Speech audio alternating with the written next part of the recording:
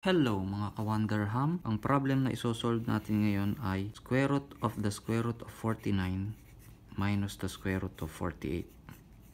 So paano natin to isosolve? So ang unang step natin, kopyahin natin yung malaking square root symbol. Ngayon itong square root of 49 equal siya sa 7. Sulat natin 7 minus itong square root of 48, pwede natin siyang isulat as square root of 16 times square root of 3.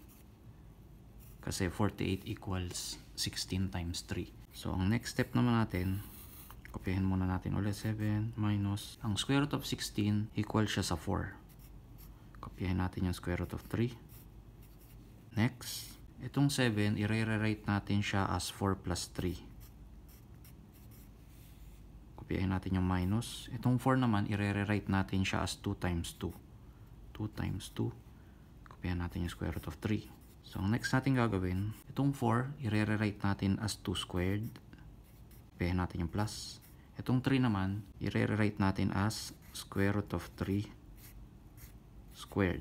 Kopyahin natin itong mga kasunod, minus 2 times 2 times square root of 3. So, ngayon, kaya natin siya ginawang ganito kasi gagawin natin siyang perfect square trinomial. Kung naaalala natin yung pinag-aralan natin, ang perfect square trinomial ay a squared minus 2ab plus b squared equals parenthesis a minus b close parenthesis squared.